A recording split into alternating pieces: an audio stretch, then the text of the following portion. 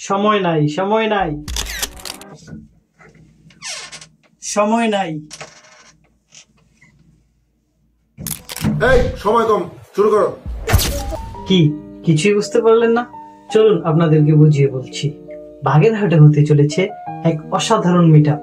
এখনো বুঝতে পারেননি? আরো পরিষ্কার করে বুঝাচ্ছি।